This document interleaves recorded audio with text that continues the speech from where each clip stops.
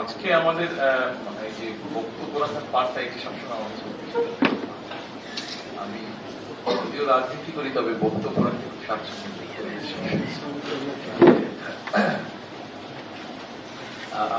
আপনারা এখানে প্রথমে আপনাদেরকে আমি আন্তরিকভাবে ধন্যবাদ জানাচ্ছি, আপনারা যারা এখানে আপনাদের যে সমর্থন এবং আন্তরিকভাবে আপনাদের বক্তব্যের মধ্যে আপনারা অনেকগুলো প্রত্যাশার কথা বলেছেন, সমস্যার কথা বলেছেন। অর্থাৎ প্রত্যাশা এবং সমস্যার কথা যখন বলেছেন তার মানে কিন্তু একই সাথে বিষয়টা আমার জন্য দায়িত্বের মধ্যে চলে আসে। আমি হয়তো এখন সুন্দরভাবে বলে দিতে পারি আমি এই করবো, ওই করবো, সেটা করবো, সেটা করবো। টু বি অনেস্ট আমি কথাটা বলতে চাচ্ছি না। যেহেতু আপনারা একটা বিশ্বাস নিয়ে, প্রত্যাশা রেখেছেন, যে বিশ্বাস নিয়ে আমাকে কিছু দায়িত্ব দিয়েছেন, আমি এটার উত্তর চেষ্টা করবো দিতে কিছুদিন পরে অর্থাৎ আমি যদি আল্লাহর মধ্যে নির্বাচিত হই, বিএনপি হিসেবে সরকার গঠন করলে, তখন আপনাদের এই প্রত্যাশাগুলো পূরণ করার মতো সামর্থ্য আমার সক্ষমতা আমার হবে। কাজে আমি তখন জিনিসটা করতে চাই, কাজগুলো করতে চাই। কাজেই আমি মনে করি না এখনো সেটা আপনারা বলেছেন প্রত্যাশা নিয়ে আমরা দায়িত্ব নিয়েছি, আমি জিনিসটা শুনেছি, আমি জিনিসটা ধারণ করেছি, বাস্তবায়ন আমাকে করতে হবে, আমার সুযোগ আসতে পরে।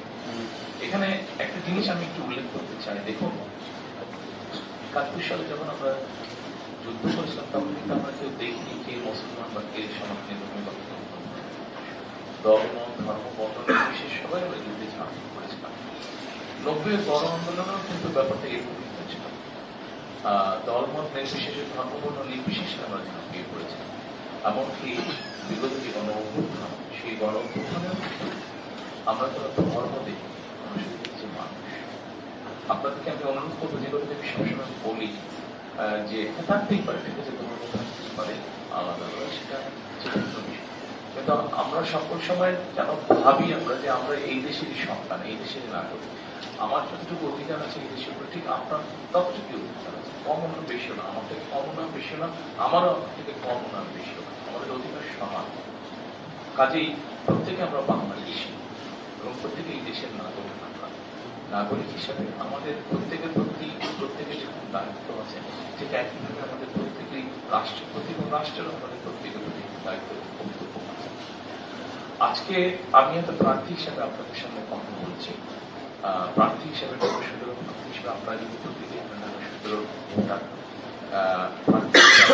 কথা বলছি, প্রার্থী হিসাবে আজকে শুধু আপনাদের কাছে আমি ভোট চাইবো, আপনাদের দোয়া চাইবো, সহযোগিতা চাইবো, সমর্থন চাইবো। আমার সুযোগ হলে পরে কতটুকু করতে পারবো এটা বলতে পারি না, তবে একটা কথা একটু আগে আমাদের সেই উনি বলেছেন। দেখুন, কিছুদিন আগে আমার মা মারা গিয়েছেন। আপনারা দেখেছেন মানুষ ওনাকে ওনার কিভাবে সম্মান দিয়ে বিদায় করেছেন। এখানে অনেকেই আছেন যারা হয়তো দেখেছেন আমরা যখন মারা গিয়েছিলেন দেশের মানুষ কিভাবে তাকে সম্মান দিয়েছিলেন। আমি ওনাদেরই সন্তান।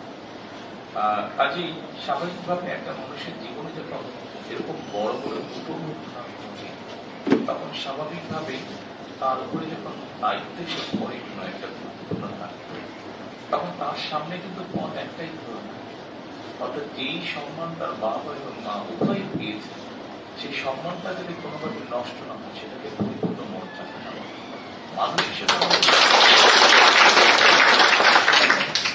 মানুষ হিসেবে আমাদের লিমিটেশন আছে, এটা তো স্বাভাবিক ব্যাপারই। এবং প্রত্যেকটি মানুষ, অর্থাৎ আমার যদি সুযোগ হয়, আমি একটা জিনিস করলাম না পারলাম না, দুটোর মধ্যে কিন্তু পার্থক্য আছে। আমি যদি চেষ্টা করি না পারি, আপনি কিন্তু বুঝবেন ঠিক আছে তার চেষ্টা করতে পারে, কিন্তু আমি যদি নাই করি, অর্থাৎ আমার কমিটমেন্ট থাকে, তখন কিন্তু আপনি এটাও বুঝবেন যে তারা পারতে হয়তো কিন্তু পরেই নেই। তো আমি যেটা আপনাদেরকে বলতে চাই, কি পারবো আমি জানি না, আমার সুযোগ হলে আমি চেষ্টা করব আপনাকে মানুষ হিসেবে আমি বিবেচনা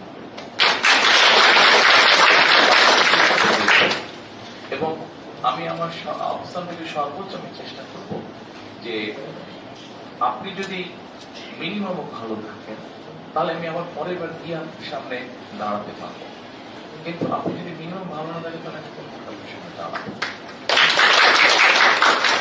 আপনারা আপনাদের অবস্থান আমার জন্য এত দোয়া করবেন যাতে আমি অন্তত চেষ্টা করতে পারি, আমি যেটা করতে পারি চেষ্টা করতে পারি সেই সামর্থ্য জানবো না।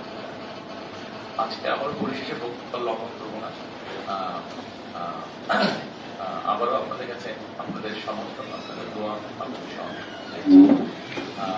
আসুন আমরা সকলে মিলে চেষ্টা করি আমাদের এই বাংলাদেশটাকে একটু বেটার করার জন্য। অনেক কিছু করতে চাইছি না, অন্তত একটু বেটার করার জন্য, যেখানে আমরা সকলে মিলে একটি নিরাপদ অবস্থানে থাকতে পারবো।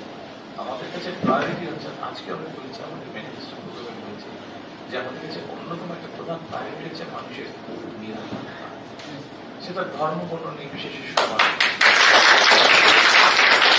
আপনি যদি নিরাপদে চলতে পারেন, আপনি যদি নিরাপদে আপনার ব্যবসা বাণিজ্য চাকরি বাকরি করতে পারেন, আপনি যদি নিরাপদে আপনার পরিবারকে থাকতে পারেন, এই পরিস্থিতিতে আমরা বিশ্বে চাই আমাদের মধ্যে সুযোগ হলে এই পরিস্থিতি।